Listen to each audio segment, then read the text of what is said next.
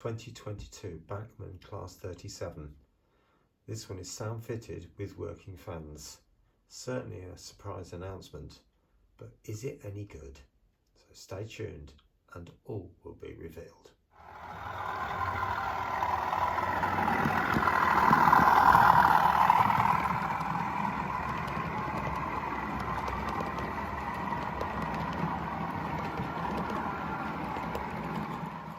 Good morning everyone and welcome back to Piccadilly Sidings. Yes, I've succumbed. I had some money come through and I thought, why not? And this one is the one with working fans, as you can see, and sound fitted. So I always had my eye on a 37 for this layout and one or two other bits. And I'll have to be honest, I was looking at the Acura scale version when that was due, and I was a bit cautious when the Delta came out. There's been a few issues. People are saying it's a great model, but there's been a few issues with bits falling off and broken bits which cannot be replaced or repaired. Yeah, so leaving it at that, I was a bit cautious. So when Bachman announced this, I thought, wow, this has got to be an amazing model, because the 47 that came out a little while ago, if you remember, I had that as a gift. Stunning, it's absolutely stunning, and that's due to be weathered very soon, and yeah, looking forward to getting that sorted out as well. So I thought, well, if that's anything to go by, this one is going to be amazing. So let's get it out the box.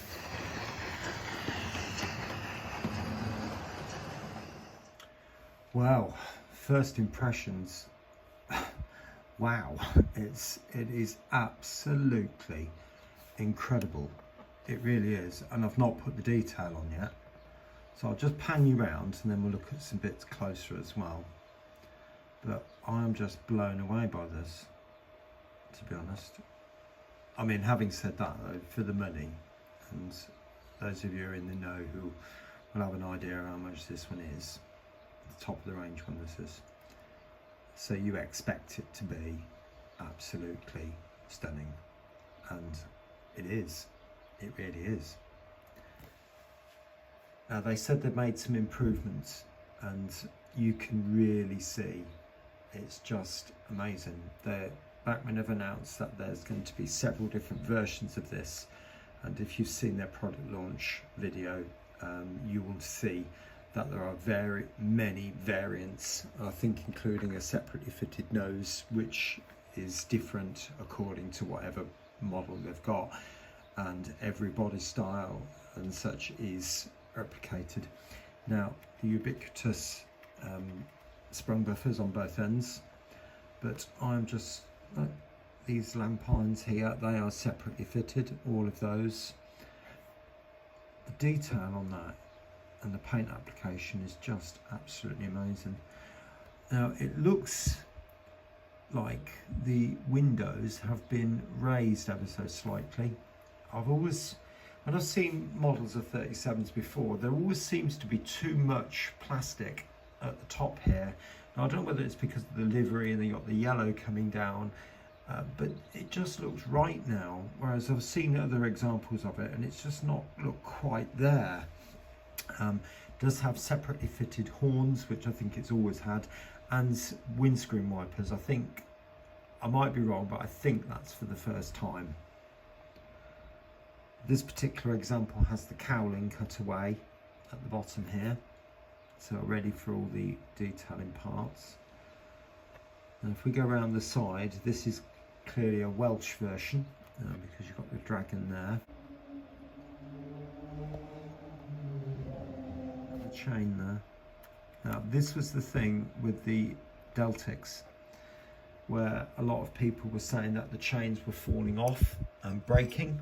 Now I haven't run this yet, so I don't know how durable that is, but in their product launch they said that it's going to be a durable model. That appears to be metal. It's not plastic, that's metal. So really pleased with that. Steps, I think there's variants on the steps as well. Printing there. or the actual moulding on the axle boxes. There's a close-up of the chains, and the detail on the springs there, that has been clearly redone. Brand new moulding, that is. And there's some, I don't know quite whether they're valves or what at this point here. Now I understand that there are nameplates in the box. Let's have a look and see if I can spot those. Yes, at the top there you can see those, so you can put those on. That is printed as if it's in 3D. And what do I mean by that? If you look at the bottom of it, down the bottom here, a certain shadow, and the top of the letters are as if it's catching the light, and yet that, I can promise you, is flat. Yeah. So very nicely done. If you didn't want to go to the trouble of fitting the nameplate, and there seems to be something underneath there as well. I'm not totally sure what that is, but I'm just looking at the crispness of the mouldings and the grills. Beautifully done, very beautifully done. And again, you've seen the other bogie, and again you've just got, there's pipe work on this particular one. It's just very, very nicely done. They've lowered the floor on the cab just like they did on the 47, and hopefully we'll get a view of what that looks like inside. And clearly this has got the tinted windows, if you like, so that's where you're getting all that colour effect. But you can see in there, see the detail on that panel there, can't you? So it's all been moulded, beautifully done, very, very nicely done. Thank you. There. Just down here, if you notice, there's some pipe work. You can see some extra pipe work. Right, looking at the roof then, I mean, you can see that is just absolutely stunning, can't you? I mean, the detail going around these engine hatches here, you can see all the clips and the catches and the hinges, loads of rivets, and as they said on the launch video, if you notice there on the exhaust ports, it's even got an angle cut there, look, as it's sort of sloped back. Then coming onto this main roof fan grille, they have indeed managed to capture these sort of weave of that metalwork. And obviously there's another little thing there, and they got these, I think they're rivets, but I'm not sure what those four little dots are there. So now you've seen me drool all over it, let's get it on the track and see it run. Well, you can see the 37 coming in now, and it is running very, very smoothly.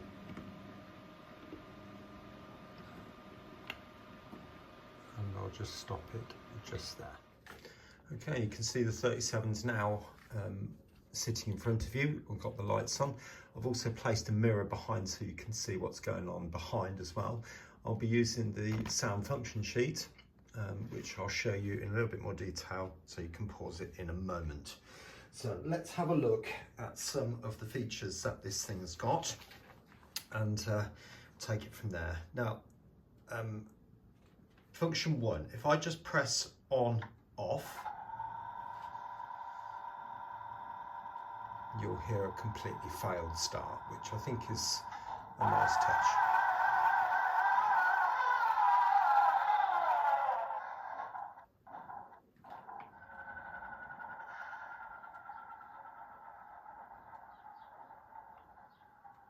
I think I'll just turn it on now, so otherwise we're going to be here forever and a day just listening to the failed start.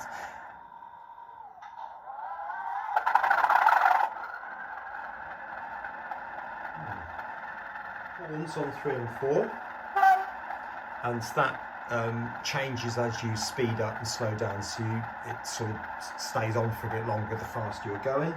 So with the double horn, This one doesn't seem to have the feature like the 47 does, that you can change it to 2 high-low and then have it as you want and for as long as you want. It doesn't seem to have that feature with this locomotive, but doesn't matter. I think the fact that it changes automatically will probably be just as good. Number 5 is light engine mode, so I'm not sure I can show you that, nor coasting is number 6. Number 7 is a bit like the ESU drive lock. So if I just give you a flavour of that. So you set it going, and then release the speed lock as they're calling it. I'll just stop that. But you can get the idea there, so you can set up quite a heavy load if you really want to. So 8 is a sound fade out, which, okay, fair enough. And it comes back on again. Number 9 is flange squeal, which I'll show you later. Number 10 is quite an interesting one, which is the fans. So let's just cut and have a look at that. Well, you can see that's clearly working now, can't you? I mean, to be honest with you, that's why we buy it, isn't it?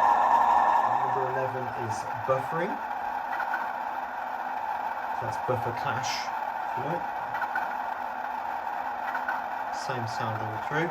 And number 12 is the different couplings.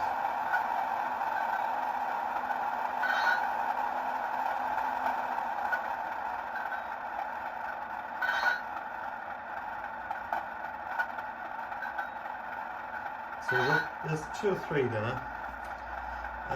Number 13 is the guard's whistle. And if you're moving, you get detonators, which is quite a nice touch. Number 14, wagon snatching and buffering. So I presume that is something to do when you're shunting, so I'm not totally certain of what that might mean. Number 15, if you notice the high density lamp isn't on, whereas if you press 15, it comes on. Okay, like that. 16 is tail lights at both ends. So if you watch the mirror as well, yeah, so that's working there, isn't it? Yep. I didn't realise I had 16 and 17 both on at the same time there. Cab lights, so it's number 18 and 19. So you can see in the mirror that one's come on. And there's quite a nice fade on that. And the near side one, whether you can make that out, but it is coming on and off, I assure you. It's not massively bright, but on the other hand, do you really want it that bright? Well, I'll turn the main directional lights back on. And this next one turns one end of that off, which is number 20 and 21. So you can see in the mirror that's gone off. And if I do 21, you're just left with one end. So you can control the train whichever way it's going, but you've got to do it manually. I think with the DAPOs you can turn, it does it automatically, but not so in this case. 22 is a compressor. If you can hear it over the fan, of course. Yeah. 23 is windscreen wipers. I think that speaks for itself, doesn't it? I'll be honest with you, if a train's going along and it's raining, I don't think you're going to hear the windscreen wipers, to be fair. I don't think it's a function I'll use very much, but never mind. 24 is the engine room lights, which seem to become a bit of a thing with the 47, which is a nice touch.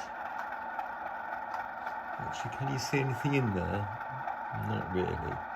No, it's just the mountain block. But, and 25 is the Spirax valve. I'm not sure, I think the engine's probably got to be off for that. And then 26 is shunting mode, and 27, 28 are the volumes. Now, what I did find when I first got this out, I was having a few minor gripes with it, in the sense that some of the functions had to be latched, and some of the functions just a press button trigger type of thing, and you have to make sure that they're doing that, otherwise it doesn't work quite right. And I was getting sounds when I shouldn't have had sounds and things like that, but so I had to go through with the Z21 and sort of match it all up. I don't know whether you can do that with other controllers, so please don't ask. I don't know. Maybe if there's anybody else in the comments, if you've got a different controller and you've got one of these where you can alter the trigger function or a latching function on say the gauge masters or the power cab, that type of thing. I don't know, to be honest with you. But 27, 28, as I've said, is volume ups and down. Did come a bit loud, so I had to turn it down, and the speaker was rasping a little bit, and so I was almost on the point of, is this a faulty one? But as you can hear now, it's certainly sounding a lot better. I think it would benefit from a deeper speaker, but I think it's all right. It's certainly good enough for what I want. Whether I change it in the future is another matter. It certainly sounds better than the 158 did, I think. But there we go. Right, so let's pull off, and I'll show you going around the layout. So a bit of a horn going on here now.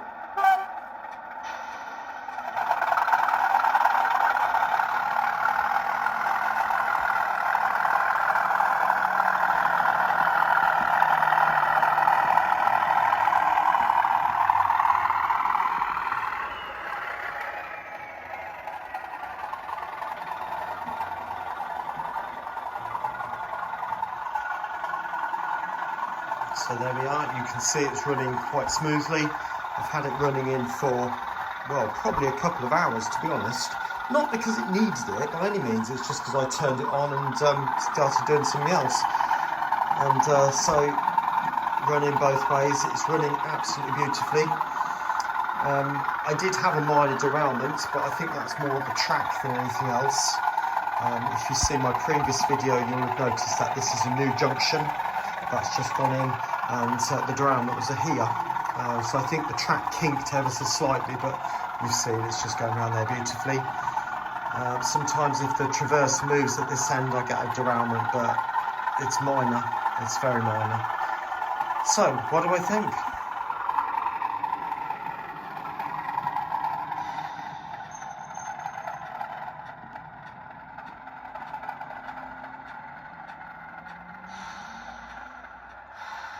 I'll just turn the sound off. Now, I think it's an absolutely gorgeous model, I really do. I think from what I've seen, it's a far cry from the previous model, although that was a very good one, in the same way the 47 was. And I think if you had an older 37 against this one, I think the older one still stands its ground by quite a long way. It's certainly not an outdated model. From what I've seen, I've never had one, but I think this is just a step up.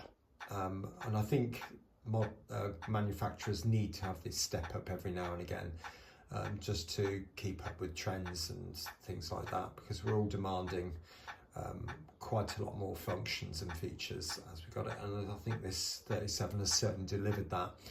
I like the idea that we've got different lighting functions now. We've got cab lights, we've got the rotating fans, we can have a separate on-off with the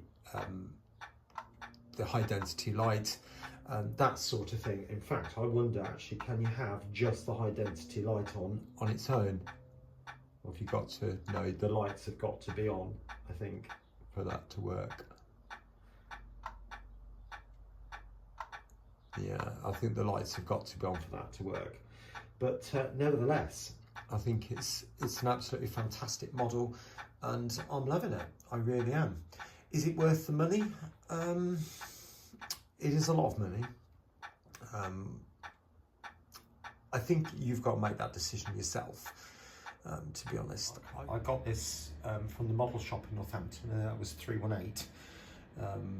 I think that's slightly cheaper than what I've seen some other shops selling it for. He does seem to have a number of different models across the range, from the basic DCC ready version and the sound fitted ones, and he said he was getting one more of these in, but whether you're lucky enough to get that one I don't know, but that's the model shop in Northampton. It's worth a try if you find you can't get one in your model shop. Yeah, so I think you've got to decide for yourself. Is it worth getting rid of your old 37s? No, not at all. I think they stand their ground just as much as the 47s do against the new version, but this certainly has a lot more different lighting functions, sound functions and things like that, which the previous version doesn't have. Some extra details like the chains on the bogies, and you can see the orange pipework coming down the side of the bogie there. Those sorts of things are not on the old model, but you know, I think you've just got to make up your own mind. I like it a lot. I think I might at some point put a new speaker in it to make the sound deeper, but it's not massively bad. I think it's okay. It's not brilliant, but it's okay. There we go, that's my thoughts. So I'll leave you now with a shot of it pulling a train, and I hope you've enjoyed the video and it's been helpful to you in your decision whether you go out and buy one or not. Okay, thanks ever so much, and I'll see you again really soon here on Piccadilly Sidings. Bye for now.